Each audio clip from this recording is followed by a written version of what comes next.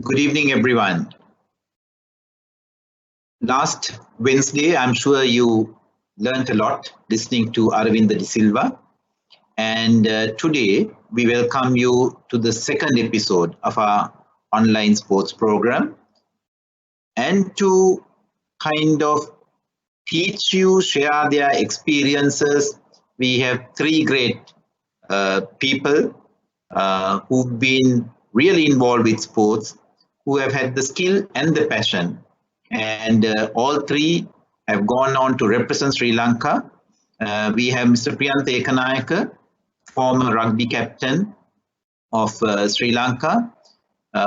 We have Mr. Malik Ahamadeen, who is the director of innovation and product design at MAS Holdings, working for Nike, who's been another great sportsman. And of course, we have Mrs. Thilaka Jinadasa, who's just joined us to the Gateway family, who is the first female Olympian of Sri Lanka, as well as the former national netball coach. Let me begin with Priyantha. Priyantha, thank you very much for joining our program. Priyantha's sporting career is absolutely exciting because in school, I believe he had done everything possible. But doing everything possible is one thing, but excelling them is another thing. I know that he has done very well, represented school at least in 4 sports. And with that, I'm sure he selected the sports that he was very good at and then continued it right until he represented the Sri Lanka, represented the country. My dear students, let us just listen to Priyantha, but before that, I think we will play a clip which I think took place probably a few years before you all were born, and that's in 1987 when Priyantha captained the Sri Lankan rugby team. It's at it's the rugby sevens played in Hong Kong, and we will just watch a few moves of Priyantha Ekanayake during his heydays.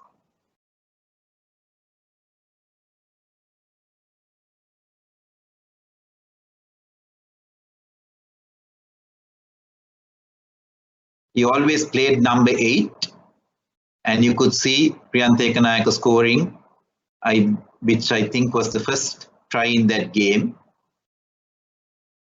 And he was largely responsible in winning the cup for us.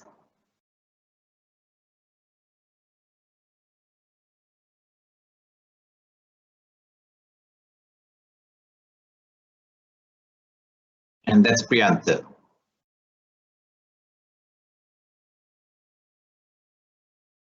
So while this is being played, let me kind of inform you that Priyantha represented his school, St. Anthony's Katugasota, in rugby, in basketball, in cricket, and of course athletics. And playing all these sports, he's a believer that athletics is the mother of everything, and I'm sure he'll touch upon that as well. But from there, I think he identified that his talents were in rugby and basketball, and he represented our country in both sports. And as I mentioned before, thereafter he captained Sri Lanka, and then he was in charge of Sri Lankan rugby for a while. And today he holds another very interesting position. He is responsible for baseball in Sri Lanka, and the sport is being promoted all over the country. And I'm sure during his conversation, he'll mention a few words about baseball as well. So Priyantha, would you like to start with your experiences at school level and the kind of exposure you got and as to how you managed to take things forward thereafter? Thank you, Doctor, and good evening to everyone. I'll just run through my early days as quickly as possible. As Doctor said, I studied at St. Anthony's College, Kandy, and when I joined the school, it was a private school, and subsequently it became a government school. During the time that I was there initially, I spent, most of my time in the hostel. And during those days, it was not easy to be in the hostel. It was very tough. We had a socialist government, so as kids, we couldn't talk to each other. We were only given, certain time to eat, certain time to study. Everything was very regimental. Having said that, the good thing was we were drawn into sports. So that's one of the reasons that we got into sports. And I was fortunate enough, like Doctor said, to play 4 sports. And I was able to somewhat excel in 2 sports, that's basketball and rugby.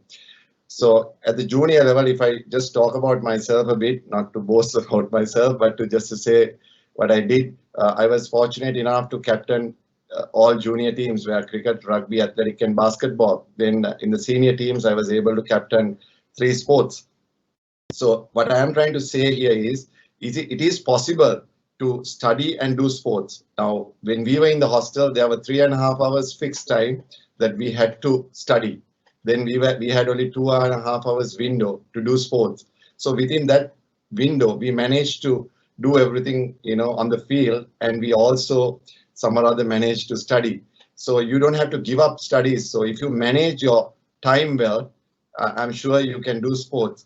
One thing I must say is during our time, the sports were very much seasonal. So your main sports like cricket and rugby didn't clash. Sometimes when you play for the rugby first team and then play cricket for a junior team, we had little bit of problems, but the coaches were very accommodative and they helped us to get through those periods. So initially the message that I want to give you is it is possible to do sports, multiple sports, if you manage your time well. And then, of course, speaking about my career after school, I wanted to play for the hometown club, Kandy Sports Club. At that time, Kandy used to lose most of their matches by 50 points, but I set a low target when I look back now. But I did fairly well in that season, so I got an opportunity to play for a club in Colombo. And so I got a job really because of sports, right? I had the basic studies, but mainly it was due to sports. So when I came to CHNFC, when I was playing there, I'll share an experience.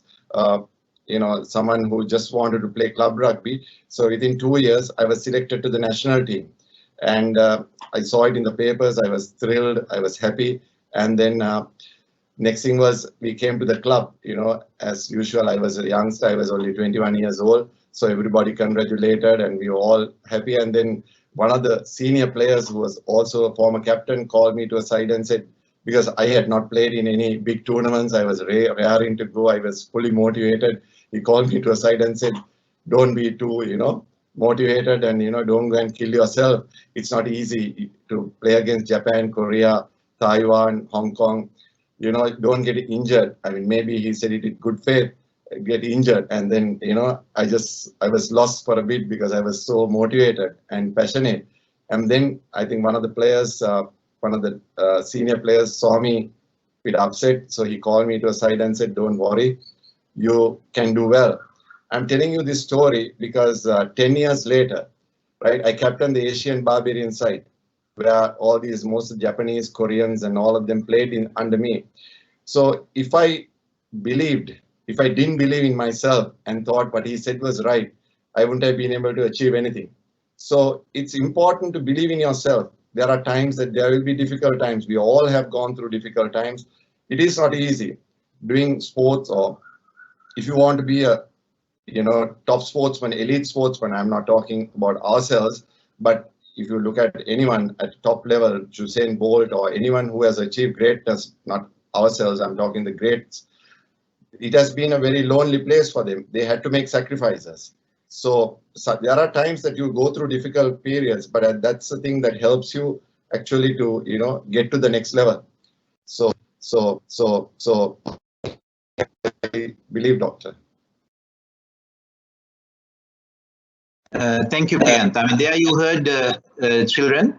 Basically, if Priyantha was able to captain 4 sports in school and still have time for his studies, I think then you have to accept that none of us have any excuse you could still balance, because he captained 4 sports, not just played. Okay. Now thereafter he went and he told you about the importance of believing in yourself. But I think being the Sri Lankan captain, I think is a huge responsibility. And especially when you don't have that many mentors to follow. I think at some point, Priyantha was fortunate to be able to spend some time in, I would say, the country where rugby is most popular, as well as the standard of rugby is extremely high, and that is New Zealand, and where we have the All Blacks. Priyantha, how did your stint in New Zealand help you as a captain? It all started in 1990. We had the Asian tournament in Sri Lanka, and I think we prepared for that tournament very well. And then we also had a former All Black who was one of the top coaches helping us. So I think that was our best performance on the field. And then he wanted me to come and play for his club. So I had this opportunity. So I flew over there. I was captain in Sri Lanka. And first day I was taken to watch a match, A division match, and there were 2 clubs playing a friendly game, and I was watching, and they went at each other. It is a very physical game. Good old days, people used to be very, very physical. So I looked at the coach and said, I don't think I can make play A division. I will play B division. And then he punched me on the face, and he said, just shut up. And next day he took me to the clubhouse and introduced me as the Asia's best jumper. And I was feeling a bit embarrassed, but we had a scrummaging session. I think it was like -2 at 6:30 in the evening. And they were going to do 50 scrums. I did 5 scrums and I started vomiting. And I was thinking, oh, what the hell? I mean, how am I going to manage this? And unfortunately for me, I had a 3-week window before I played my big game. So we had a Samoan number 8, national number 8, who was playing for the club at that time. So I got together with him and we did 3 sessions a day and trained really hard. So I think more than physically, I had to prepare mentally. So we played the very first match against a side called Varsity A. I didn't know anything about the opposition, let alone about my team. I had very little time, so we trained only 2 days a week. And we played the match and we lost that match 17-3. Usually, I mean, when they contract a player, they give you at least 3 matches before they really judge you. So for me, I mean, that match was very important, but I didn't do anything good. I mean, exceptional. I didn't do anything badly to get dropped. So I played fairly well. Only when I came off the field, I got to know that that particular team I played had 4 All Blacks, and they had 13 Otago players. And Otago later on went on to be the British Lions. So that experience really changed my life. I mean, for me to know that I have played with these guys, and that experience, that to believe that you can compete with these guys. I think if you listen to Aravind a couple of days ago, I think he mentioned that when he went to Kent, how it changed his life. It took him about 1.5 months to condition himself and, climatize. But after that, he started believing in himself. I think it's a similar situation. I don't think I achieved that kind of a standard, but in rugby sense, no one has represented or played club rugby at that time. So for me to go there and, believe in that myself, and, what I brought back is immense. Their culture, something I will touch later on, but how they, their work ethics and all that. It's so much. I mean, when I was appointed captain of Sri Lanka, I don't think I had much of skill, or I didn't know what captaincy was.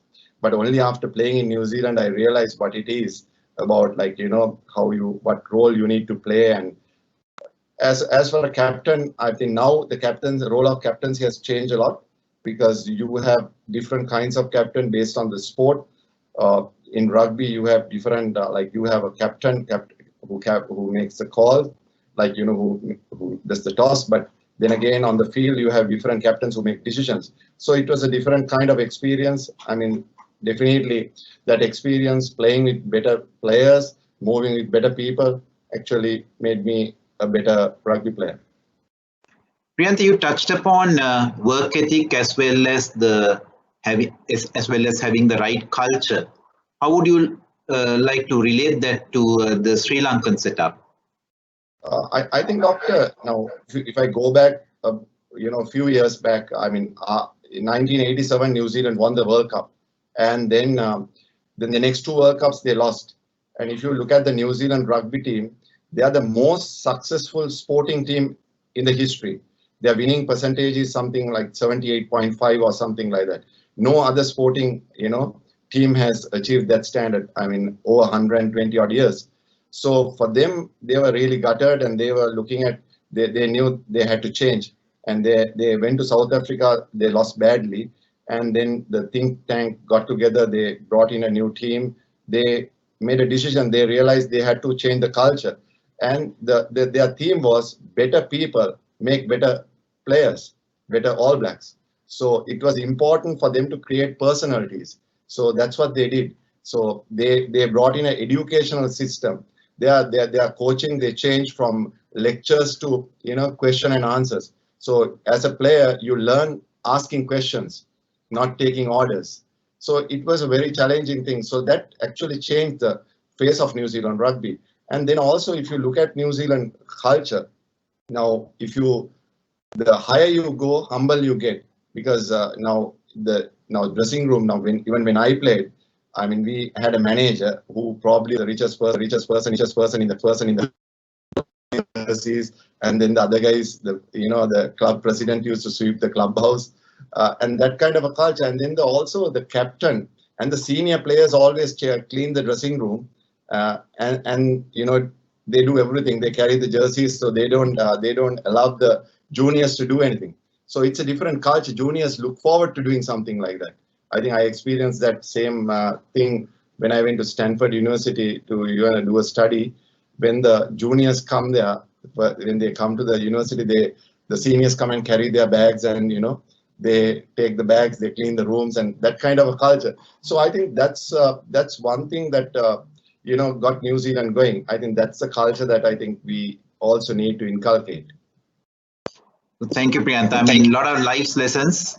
I think it goes far beyond a sport. I think I'm not going to repeat what Priyantha said.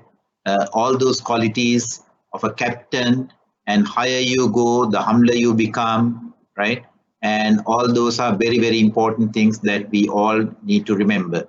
I'm going to move on to Mr. Malik Ahamadeen. Sorry. Doctor, yes. Touch on one point. I think one more thing I believe is, because this is very important as a sportsman, you realize as people, we are generally selfish.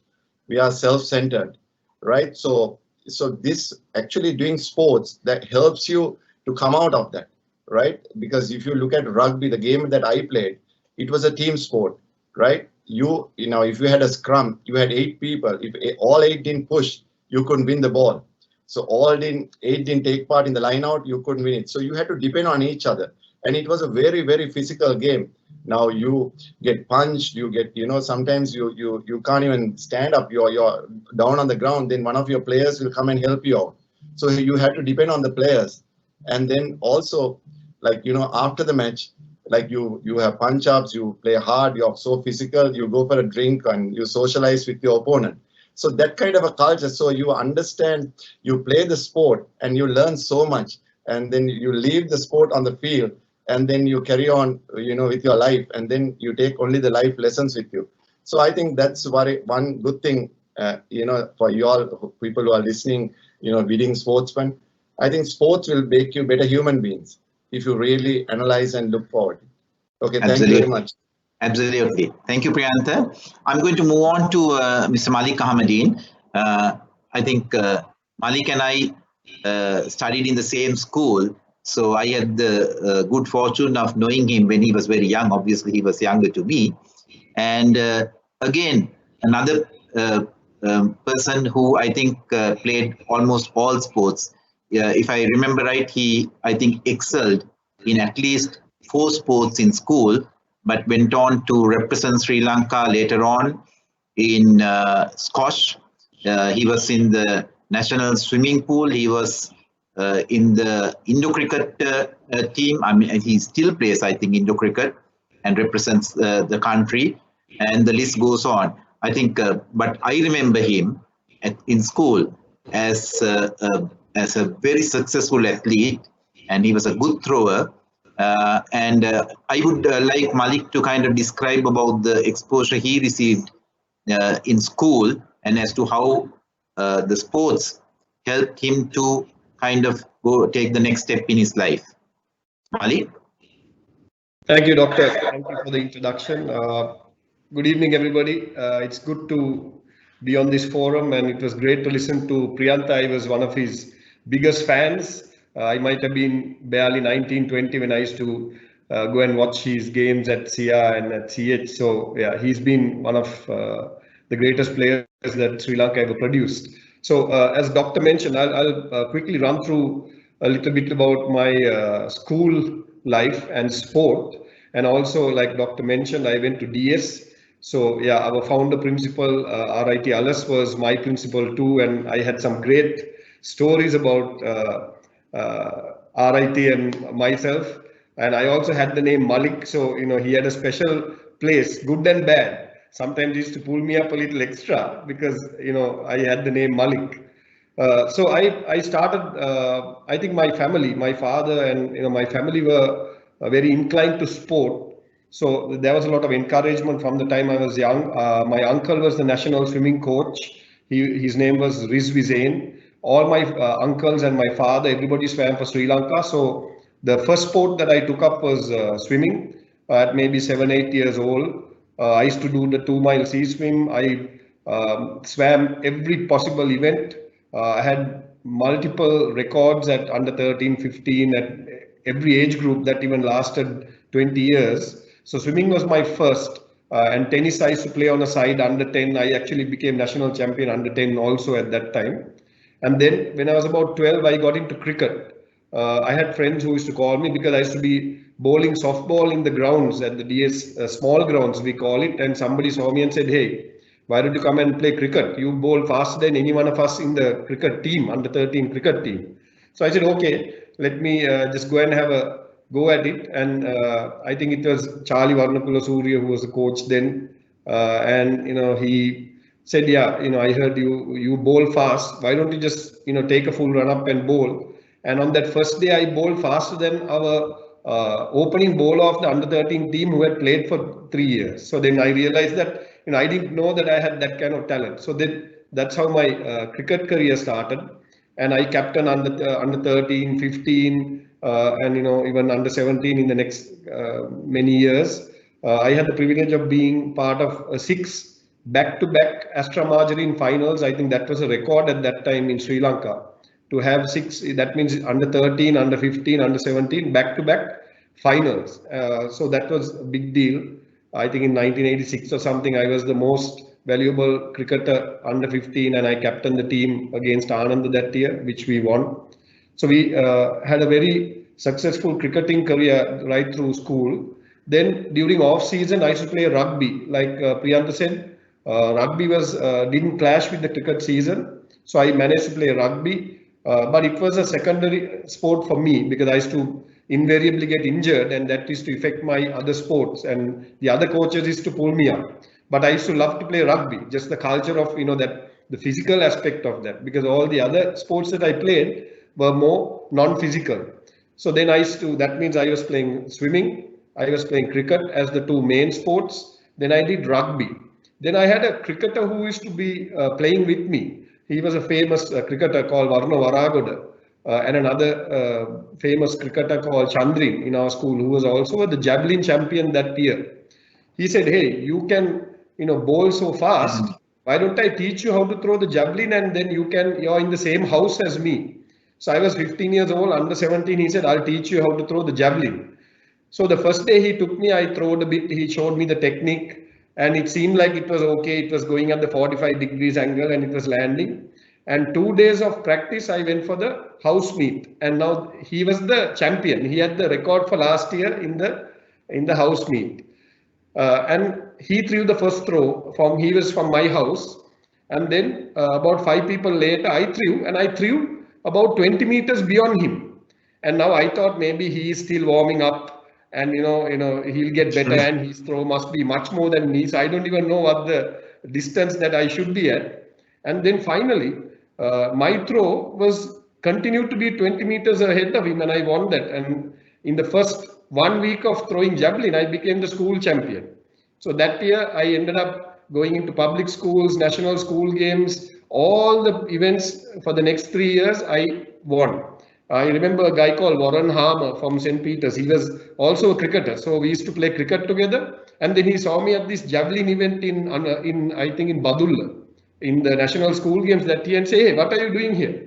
And I said, I started throwing this year, and I was 1 year younger than him. So he was already 17 and I was 16. And that year I broke his national record, the under 18 national record.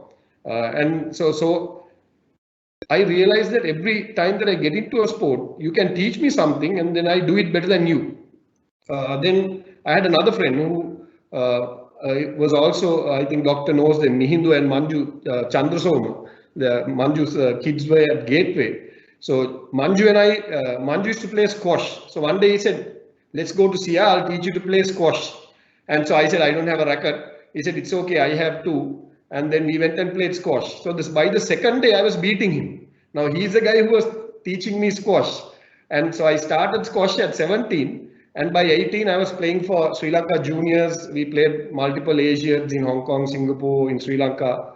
And that was my squash career. So I had the blessing, I think, of being a good athlete overall. And the base of the athletic requirements were there, and anything that you taught me, I was able to grasp. So that meant that I was now competing in about 4 or 5 sports. Then it was about the grade 10 or year 10. And my mother said, this can't go on. You're going for swimming at 5 a.m. You're playing cricket at 2 p.m. You're throwing javelin at 6 p.m. You're swimming again at 8. And you're coming home at 10 in the night. And what time are you going to study? And then, no, this is not going to do. You're going to reduce the sports to 2 sports. And I'm going to talk to RIT Alas tomorrow. And then she wrote a letter and she took me to the office and said, sir, this fellow is going in the morning, coming at night. I don't even see him doing his homework. I don't know how he's going to get through his O-levels. I want him to stop at least 2 sports and continue only 2. So RIT Alas sir looked at her hard. If you know how he is, he'll lean back in his chair and he looked at her for about a minute. Now I was wondering what's going to happen next. He took the letter in front of her and he tore it like that. And he said, if your son can play 5 sports and he's good at all 5, the school needs him in all 5. We'll figure out his education. And he put it in the dustbin and say, thank you very much, Mrs. Ahamadeen, for coming and seeing me. And he chased both of us. So that is how RIT Alas used to motivate us to make sure that we win everything that we possibly can. So I realized that I learned so many things during this time. Sport, teaches you to be a leader. It teaches you to be courageous. It teaches you to lose and get up and move forward again. It teaches you that you'll get injured, but it's not the end of the world, that you can recover. It teaches you that when you're injured in your arm, that doesn't mean your legs don't work. You can still work out your legs. So it taught me so many things. It taught me life skills that I believe the grounds or the playing field was almost like a university to me, Doctor. Thank you very much, Malik. I mean, there you are. This is what is called enjoying school life to the maximum. And this is one thing that Mr. Alas wanted. And we all want. I mean, I listened to this story for the first time. I didn't know about this tearing of the letter. But playing 5 sports, not having enough time to study, okay? Studies definitely would be important. But then it all depends on how you focus, how you learn the skills, how you relate all those skills that you learn in the sporting field to your day-to-day life. You heard from Malik about the various things he did. Obviously, he had a lot of talent as well, but he made use of every opportunity. We at Gateway also, my dear children, if you like to try out anything, you have that opportunity. That's the most important thing. You must understand our school size is so manageable. If you like, you could try out every single sport. In bigger schools, it doesn't happen. Okay, sometimes you got to be in a waiting list. So it is important because school is the place for you to try out everything that you like to. Now, what he did, obviously, okay, he went on to represent Sri Lanka in a couple of sports. Leave aside that, he's someone who climbed the corporate ladder very fast. I mean, we obviously academics are very important. We want our qualifications, but all that is done at the end of the day for all of us to have a successful life, right, and to be happy. So Malik, through his experiences, is someone who rose very fast, and today is a director of MAS Holdings. And they are also, I think he is very fortunate that way. He is able to play a very important role in sport. But before I come to that, Malik, can you just very quickly explain to us as to how sports help you in joining the corporate field and as well as climbing up the ladder so fast? Yes, Doctor, thank you for that opportunity. I think kids need to hear these stories. I think Priyantha and I were quite fortunate to be born in an era where you could actually play 5 sports and still survive. I think now it's a little different. You know, the world has changed, kids' lives have changed, the cultures have changed, and the pressures they are under are slightly different. So I would say managing 2 sports is very possible, and you could still represent the country in 2. 4 might not be possible at nowadays. But for me, like I said, the playing field was like the university. It has taught me leadership, culture, to take pressure, to manage your body and mind, to be dynamic. All of this, to be humble. Sports really humbles you. All of this I learned in the sports field, and I was fortunate that when I was just out of school, a company actually approached me because I was playing squash for Sri Lanka, and they wanted me to play for them to be able to win the mercantile. So yes, sports did give me that opportunity and the first opening of a corporate wanting to hire me. Even if as a leader today, if the HR brings me a CV or a profile of a person, I believe the HR has done the screening of the requirement for the job and the skills that they require, the education background.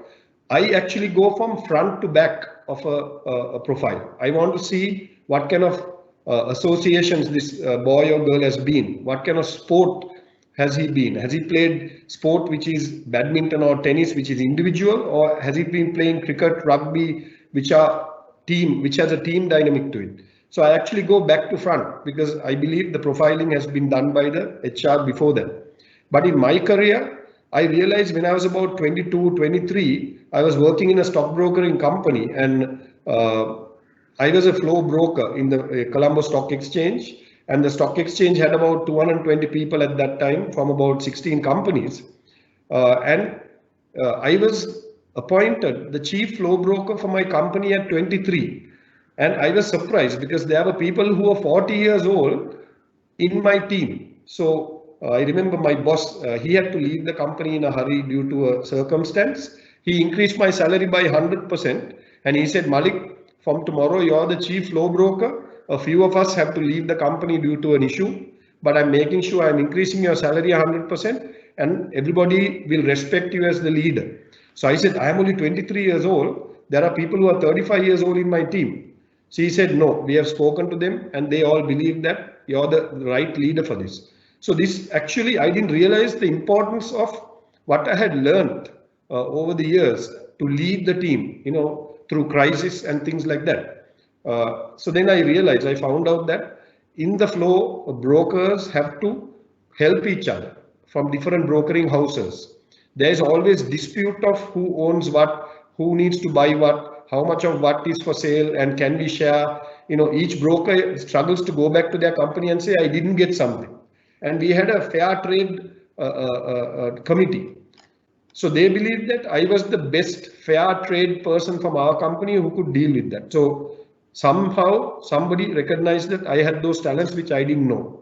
So then I had to change industries when I was young at about 25, 26 because I got caught to the central bank bomb. Most of you might not remember that in 96, and the industry crashed. But I was young enough to make a switch. And again, cutting a long story short, a few years into it, I gave myself 4 years to become a manager. I said, I'm going to learn this and I'm going to become a manager in this industry. Guess what happened? When I was 26, I got into it. Before I became 30, one of my friends who was in the industry, who was an owner of a large company, he called me and said, Malik, I want you to come in as my general manager for a big factory of mine. Again, like the previous time, I was like, why me? I have only been in the industry 4 years. I'm 29 years old. Your other GMs are 55 years old. Why am I going to be a GM? So then again, he said, no, I think you have the skill. I watched you, people listen to you, you drive, you are, you know how to keep a team together and all of that. So it seemed like all these things that I learned in the sports field is what actually helped me become that leader that the corporate wanted. So by this time now I was actually knowing it. So it's good to know a skill of yours. It's good to know one of your strengths, because you have to milk your strength while you work on your weakness. So by this time I knew that, okay, what he's saying I've already heard before. I have to now deal with 55-year-old general managers and make sure that as the young guy, I have them on my team as well. So that was a tough time, but again, I managed to go through the hurdles and make that factory the best factory in that group when I was 31 years old. And by the end of my 31st birthday, those 55-year-old GMs were now my best friends, and they were coming to me and learning from me. So I am saying, I'm relating it back to sport. All of this I didn't learn in any university or academy. All this I learned from the sports field. Now today, Malik, you do something very interesting. I'm sure it's not everyone who has the fortune of doing something that is very close to your heart when you hold a very high position. But you're as a director of MAS Holdings. You're responsible for Nike, and you're working mainly on innovations and product design. So would you like to just explain very briefly about the role you play and the kind of skills that you bring in? Yes, Doctor. So Nike is a brand that we all know. Nike is a sports brand. So MAS had this account called Nike in 2005 when I joined as a general manager of a factory, and then I took over the business in 2008 as the marketing and the business head. That means I have supposed to market, bring the business, and make sure that the company makes money. At that point, the business was about 20 million. And when I left my marketing and business role, I had grown it to about 225 million. So Nike is all about performance, sport, athletes, making athletes better, making them push, beyond the boundaries they thought they could, and creating opportunity for factories like us in the process. So as the design, engineering, lean manufacturing, and innovation person, I get to touch the whole value stream of the product from the time we design to innovate. For instance, the Tokyo Olympics, all of the running kits and all of the kits that were going to be worn on the podiums were innovated by Sri Lankans. The last 4 Olympics, all the American kits that if you actually go and watch the women's 4x100 record that in 2012 was broken by the Americans, all those kits are done by Sri Lanka. We are a small, tiny island of 21 million people. Nobody would ever imagine that these innovations actually come out of this small island and a company called MAS. I also have the privilege of Doctor handling all of the sport at MAS. So we have 100 national athletes at MAS. We have 1,600 sportsmen, people like me who do day-to-day jobs, but we take part, we give them the opportunity to take part. So I administer all of that. We take part in 14 sports, and in 2017 and 18, we won every single sport that we took part in. So thank you very much. Thank you very much, Malik. I mean, MAS Holdings is a company that has served Sri Lanka very well, and I'm sure we are faced with challenging times, and I think you have the wishes of Gateway for you to kind of get through this turbulent period. And I'm sure companies like MAS Holdings will emerge as the organizations that would take our country forward. And we wish every one of you the best. Okay, I'll move on to Thilaka Jinadasa, who is now our own family member. So first of all, Thilaka, welcome to the Gateway family. Thilaka has joined the Gateway group as the team leader, sports development, and she would work fairly closely with me and coordinating matters in all 5 schools. She has still not been able to visit all schools. She has visited, I believe, only a couple of schools, but she will look at the big picture, right? And, you know, make sure that we set the right foundation for us to produce Priyanthas and Maliks and for children to enjoy and learn from sports. I think that's her key role. But Thilaka herself has a fantastic history in sport, and many of you may not know, she is the first female Olympian to represent Sri Lanka, and that's a remarkable achievement. And she had been a great hurdler, and unfortunately I was looking for a few clips. I couldn't find a clip of a video clip of her athletic skills. But Thilaka, we would like to request you to kind of share your experiences in the field of athletics and as to how you started and went on to represent Sri Lanka at Olympics. Hello, good evening, Doctor. Thank you, Doctor. Good evening, students.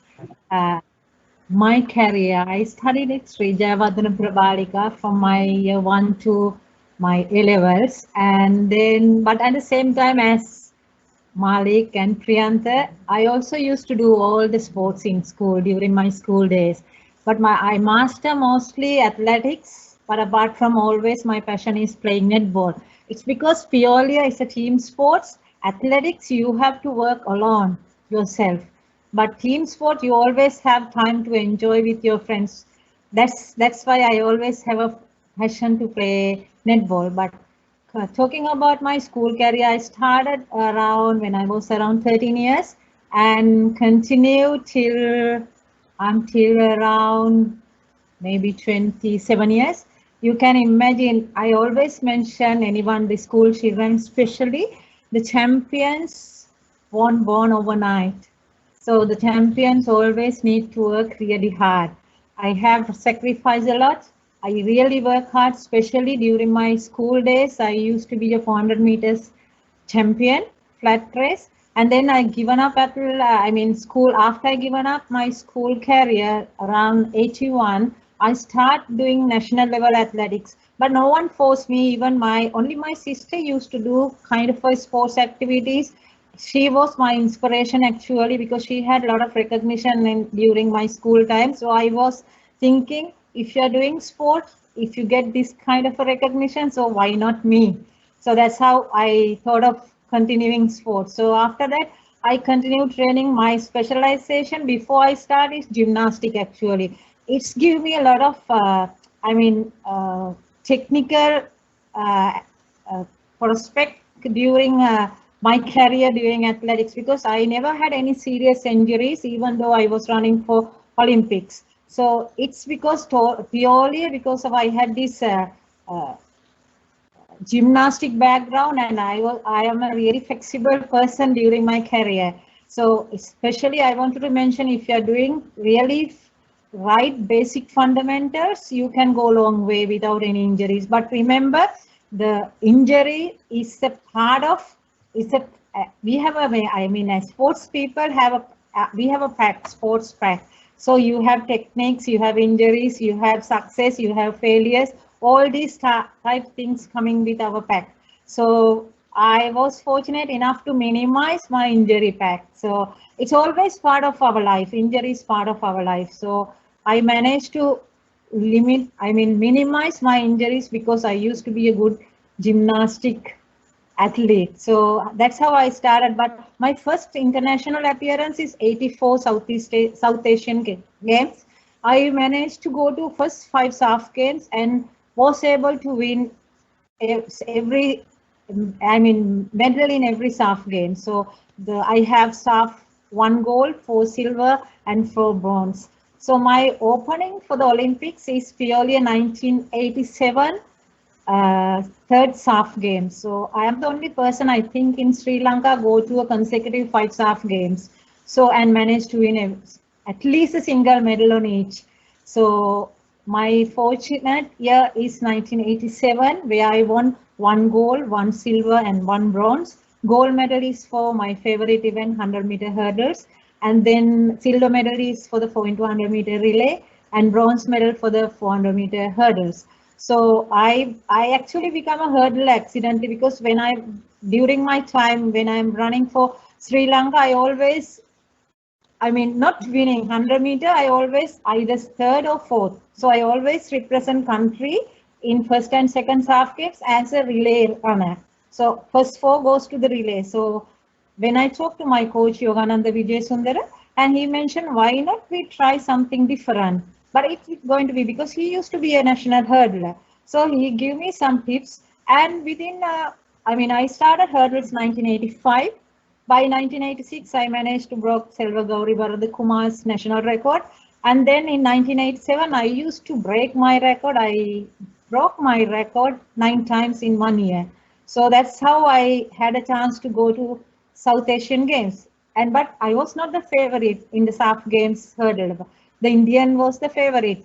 The fortunate thing is, by my event in hurdles, the Sri Lanka haven't won any gold medal for the athletics in 1987 SAF Games. So my event was on the last day. So I had silver and bronze 2 medal. Everyone was saying, oh, your one is the last. So we need to have a gold medal. Otherwise, we will coming home without any gold for athletics. So I was lucky enough. I still remember when I was running in the 100 meters, the starter said, on your mark, and then we go to the starting.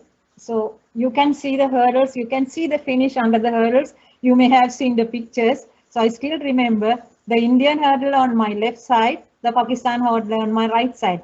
The Indian hurdlers used to be a favorite to win, actually. That was my second international event, honestly. So, and then I was like, okay, I start the race. And then this girl, so normally when you go to starting blocks, you have your favorite foot in front and the non-favorite in back. So she raised the hand, she want to reorganize. She changed the starting block left and right. So I was wondering, how come? Normally hurdles, the first hurdle, we need to clear the first hurdle within 7 steps. And then it goes 3 step, 3 step, I'm finishing by like that. And then that time I realized that she's really not really focused, and she really not, on herself today. So that was the advantage. So we having very least experience on international arena with the hurdles especially, and that was my plus point. So I said, okay, no, I can give a good fight. So start the race. We were running together till the last hurdles. So we were clearing the last hurdles. On the tape finish, my timing was 14:48, her was 14:50. So it's just 200th of a second, I managed to get the goal. So that's the opener for me to go to Olympics. And I get a lot of things after winning that gold medals. I got the first Deshabandhu. It's a national honor. And then I was the favorite female in that era in the, sports field. And I got this Olympic opportunity, and all this happened. It's simply, my story is, it's about determination and commitment and working hard, because athletic is not easy event, and it's need a lot of practice. Morning we used to go to, during my time I used to work at Ceylon Oxygen, because that also I got because of netball. I got my employment soon after leaving school in Ceylon Oxygen because of my netball background. And they don't have any athletics, athletic events, nothing. They are not serious. But I got opportunity because of my netball career, and they give me always duty morning and afternoon. So it's coming to practice 2 hours in the morning, go back to work, work, and then come back to ground by 3 o'clock, Torrington. We never run, I mean, by that time, I never run in the synthetic track. It's always when you go to international, we had some practice session, and those days we used to run only on track. National even always held in Police Park in Bumblefield here. So that's how it's simply the commitment and courage we during our days compare with these days actually. So there you are. Not that many facilities, and unlike these days, I mean, they were not able to do just athletics or play a particular sport. They had to work as well. But it's that determination that has obviously taken Thilaka from where she started that Jayawardena Balika right up to Olympics. And I think that is something that every one of us need when we are engaged in sports. But quite interestingly, she said, okay, athletics is something that you need to do by yourself, but she enjoyed playing netball because it's a team game. And that I think as students who are involved in sports, you always tend to enjoy the team games, no doubt. But you could see how athletics has helped Thilaka in kind of becoming one of the best netballers as well. But in netball, I think she's going to be remembered for a long time as one of the best coaches that Sri Lanka produced. And way back in 2009, she was appointed as the national coach of the Sri Lankan netball team. And quite surprisingly, that year, she won the Asia Cup for Sri Lanka. And thereafter, she decided to go overseas. I think she was out for more than 7 years. And coincidentally, Sri Lanka didn't win anything at all. And then she comes back to Sri Lanka in 2018 and takes over the position of the national coach. And Sri Lanka wins again the Asian Asian Netball Championship. Okay, and this is amazing. I mean, the same coach bringing the trophy twice to our motherland, and I'm sure as a coach she would have had something special. And the most recent achievement, which was the 2018 or 19 win, okay, we will just watch the clip immediately after the match as to how I don't know whether to call them girls or ladies, how they basically celebrated winning the Asia Cup. We'll just see the video clip now.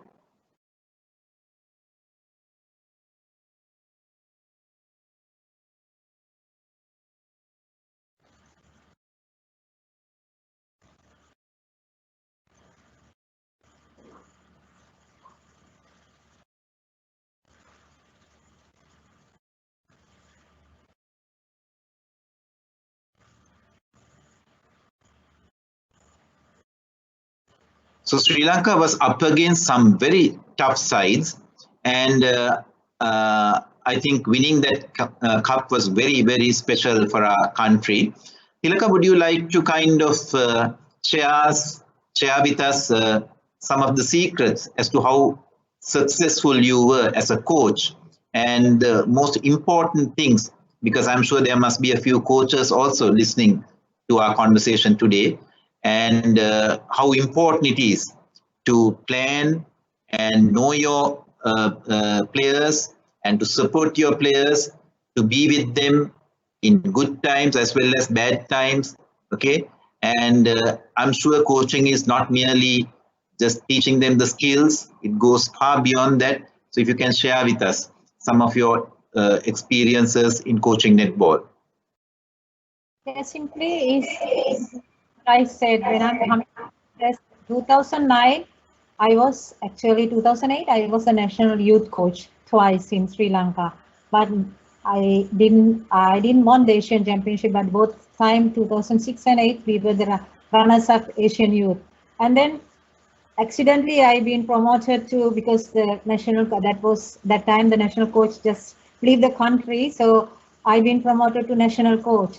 It was really challenging because at that time they weren't third in the Asia with Sri Lanka, and then everyone expect me to do kind of a wonders within 7 months. I had I got appointment 31st of 2008. And then I supposed to win the Asian Championship by July 2009. Just imagine bringing a third from the third place in international events to become a champion. It's going to be very challenging. What I did first is just to study the athletes. So I just had a chat, kind of a team building session to know their strengths and weaknesses. And then I talked to them and I build the team. Normally, when I get the national team, both occasion 2009 and 2018, what I did was I only do condition training because I'm really a believer on the fitness. So because in netball, you have 3 seconds allowed. If you have 3 seconds, the umpire blows the whistle. So within 3 seconds, before 3 seconds, you need to pass the ball. So to do that, you need to be physically really fit. Not only physically, the mental fitness also have to be there. So what I did was, so I worked with the players, all players, condition training for half of the period. The 3 months we didn't even go to a court. So I didn't ask for the court. You can, I mean, if you check with the Netball Federation, I never asked for the court for first 3 months.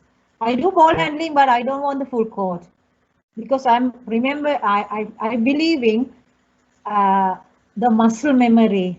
The muscle memory goes a long way because working on the basic fundamentals is really important. So it comes without a kind of a muscle memory always if you practice properly.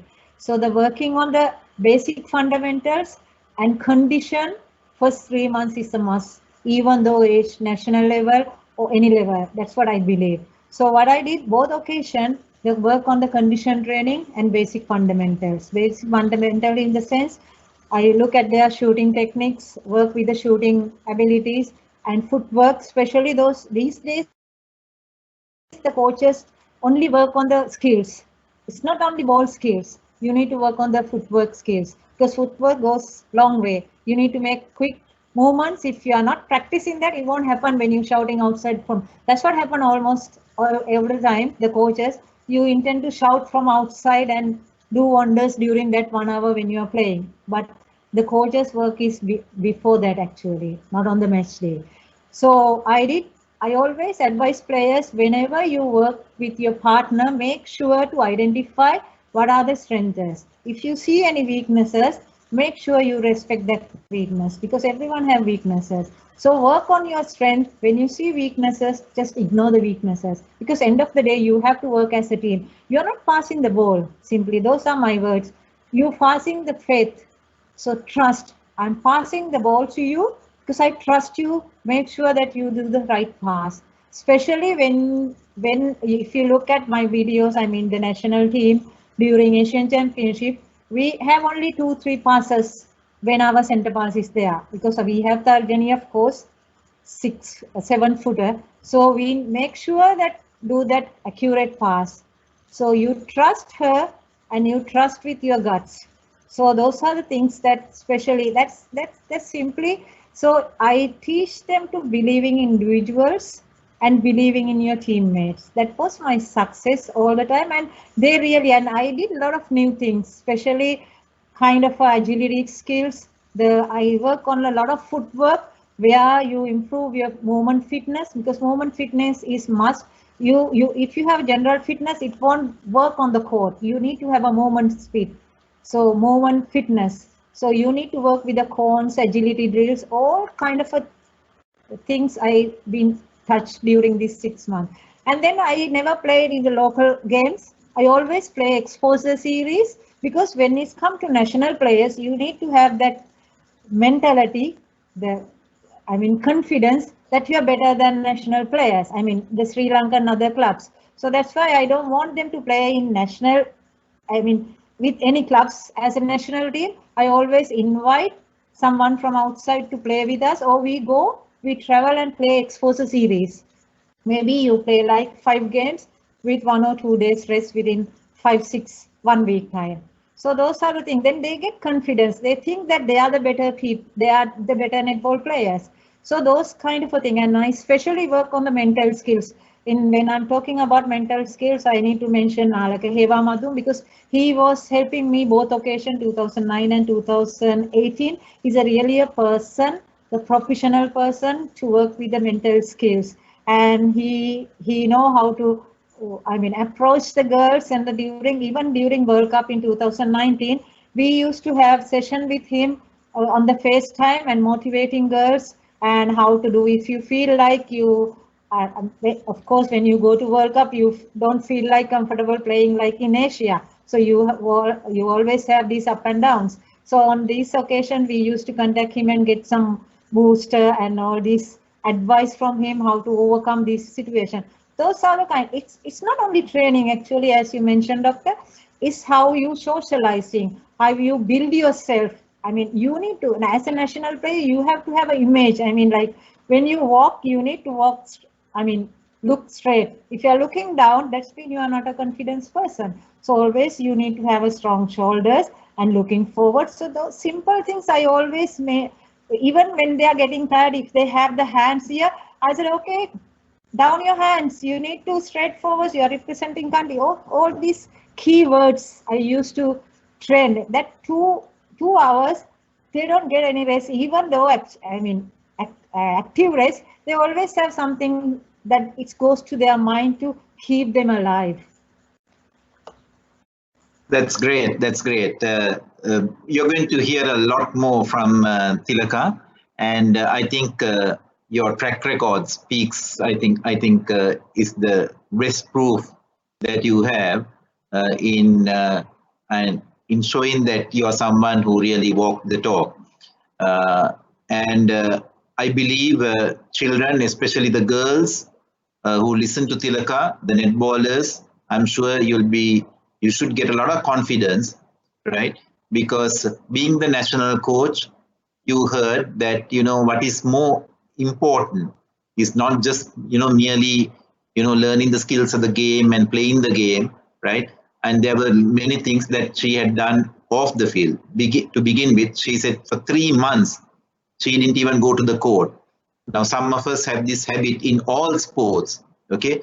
The most important things that we consider would be the facilities, okay? But I think with limited facilities also you could do a lot. And here is a great example.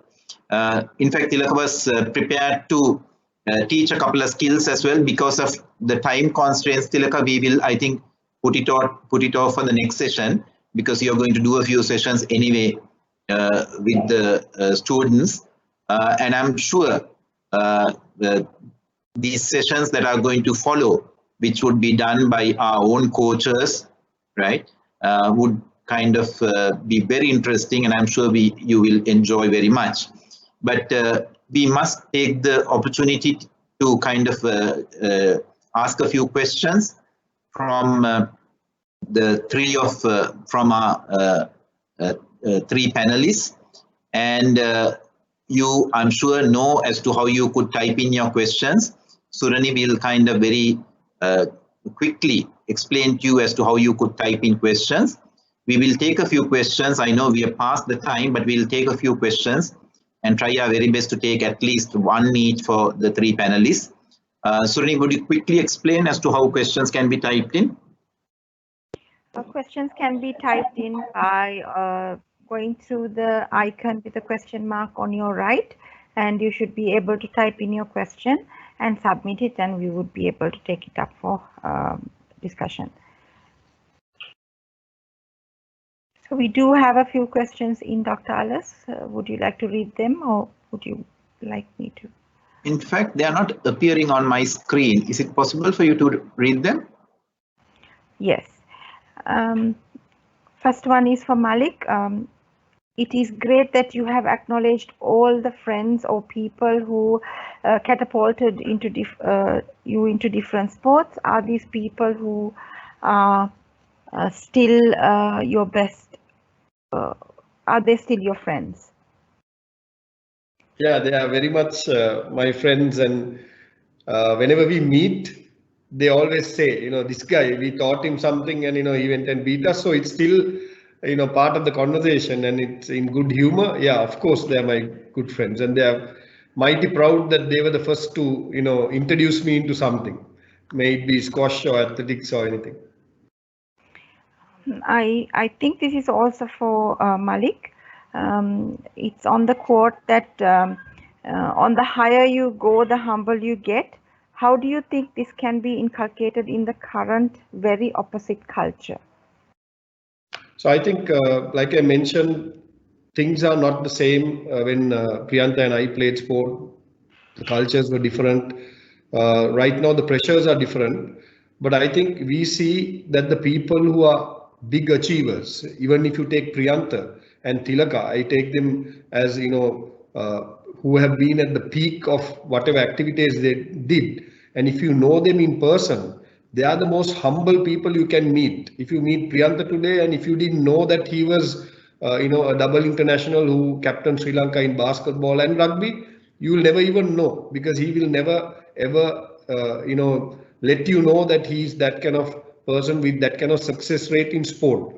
So I think the, successful people in general, if you take even the Mark Zuckerbergs or even, the chairman, CEOs of some of these, high tech companies, they don't even wear a branded t-shirt. You don't see them wearing a branded watch, because they are so humble. They are beyond a certain point, and they believe that, they want to change the world, and the more humble they are. If you take people like Warren Buffett, who is, the chairman owner of Berkshire Hathaway, he's one of the richest people in the world. He's worth more than 50-60 billion dollars, but he for the longest time drove the same old car, stayed in the same old house. So I think at a certain point, you become humble because you have beaten everything that life has thrown at you. So I think the people who are not humble are the people who haven't gone past that. But it's good for the kids to know that the humbler you are, the further you go.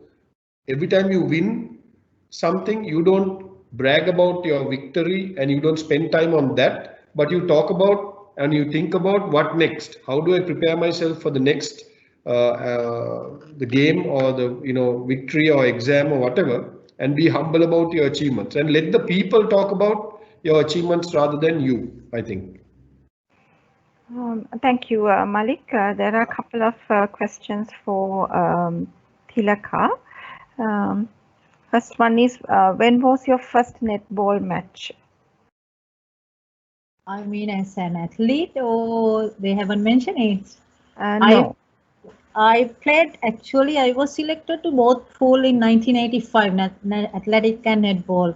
So my athletic coach stressed me that you need to choose either. You cannot do international both because it's two different. I mean, you are running and you are playing netball, it will not match.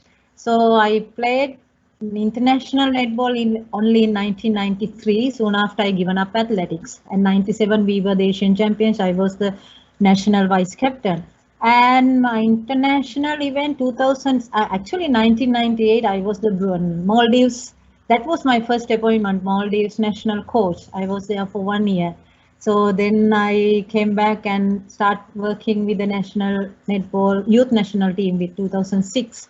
So I am still not remember exactly what as a coach in 2006 with the national youth team, and as a national coach in 2009 in Malaysia with the national team. Surini, I think I can read. I got the questions. Thilaka, there's an interesting question for you. What made you join Gateway, and what plans do you have for the students? The real story is it's you, doctor. If not you, I definitely will not be in Sri Lanka by now. So you convinced me to stay back and at least to work and see how it goes. So that's why I'm honestly I'm here because of that. And what my plan is for Gateway, simply as I mentioned, I really want school children to do basic fundamentals right. It's not becoming a champion overnight. You can play national level, especially for me. I mean, soon after I given up athletics because I had the fitness. 91, I given up my athletic career as an international athlete, and then I joined 92. I've been selected to 92 in national pool. So I had a fitness simply. So otherwise, That time I was 34 years, simply 32 years. So if you can select for national pool by when I'm 32 years, it's simply fitness. Because I really want students to work with the fitness and right basic fundamentals in sport, any sports, not only netball, not only athletics, but remember that athletic goes long way. It's how you run. Even when I'm working with the national pool, Julian offered me to do his land training. Even swimmers do land training. They call it land training because they're always in the swimming pool. So you really need to work on your functional fitness. It's really important. That's my plan for the gateway students. I'm going to press you also do your condition for any sport, and then I'm sure you will be mastering your favorite sport.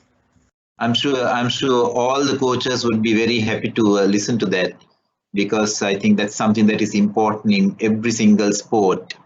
And since this is an online forum, I think Thilaka said that she's here because of the request I made to her.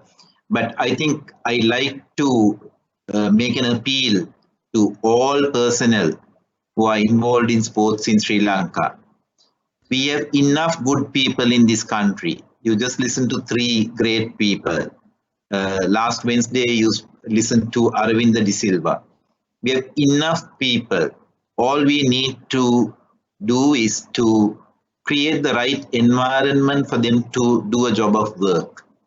They have the passion, they have the love for the country, and sometimes we go behind foreign coaches, I don't know for what.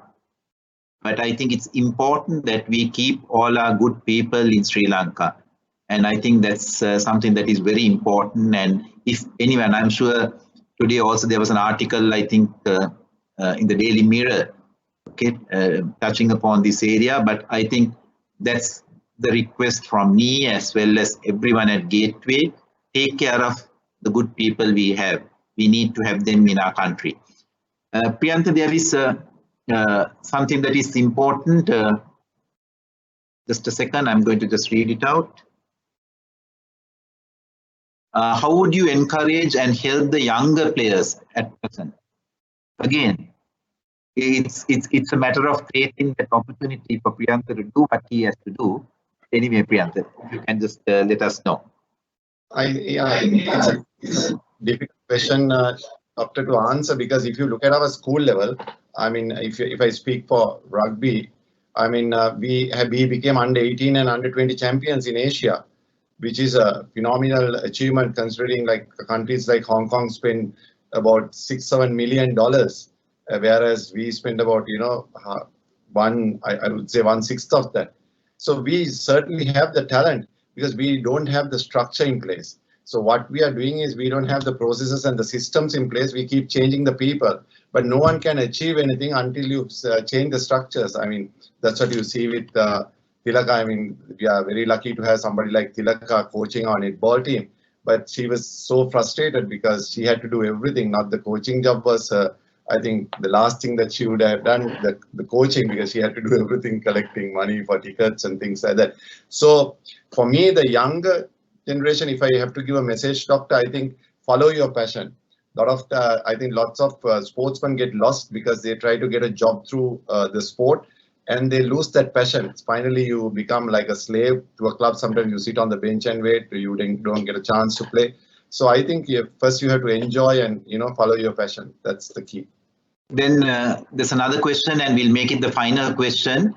With so much of entertainment available to us youngsters today, how can we make the move to sweat it out in the field? Oh, that's a good question. I think it has to start from home. I think that's where the problem is, because the parents are not encouraging the children to do sports. Now, nowadays, I mean, Malik also will say that though he had, like, you know, support from his family, no one forced him to do sports. It's just that he was drawn into sports. I think we need, that's the technology also have taken a lot of our time. And also, I think the tuition culture, Doctor, has killed the sport to a certain extent. In Sri Lanka, particularly now in the US, if you take a school, if a child is struggling, then the teacher will stay back and work with the child. But here as parents, you can have the best teacher, but they still try to send them for tuition. So that culture, I think, probably has killed it. So I think it's the parents have to take the onus and, you know, change the mindset of the children, because for their sake, for health sake, I mean, Malik will know, I mean, some of the CEOs are dropping dead at 41, and, you know, that's the kind of thing. So I think if they were into sports and if they thought of the health, I think it wouldn't happen. Thank you, Doctor. There are your children. I think you had so much to learn today. If your parents are with you, I'm sure you need to discuss. Go through this. I'm sure Surani, who is moderating this session, thank you very much, Surani. Surani will put it up on our Facebook page. It would be good to request your parents to go through it again, listen to it. You should do it as well, because I thoroughly enjoyed this session, and the three of them brought in different aspects. And I think a lot of learning, not just for the sport, but for our entire life as well. So thank you very much, Priyantha, Malik, and Thilaka. Obviously, Priyantha and Malik, as parents of Gateway College, had been helping us a lot during the last few years. And they continue to help us, even though Priyantha is not a parent anymore. They continue to help us in our encounters, etc. And I think listening to Thilaka, I'm sure the coaches, the teachers in charge, the students, I'm sure will be motivated.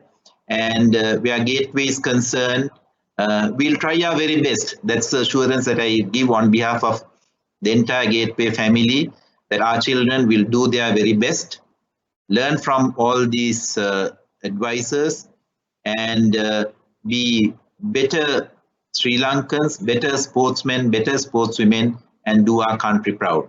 So thank you very much, and good night.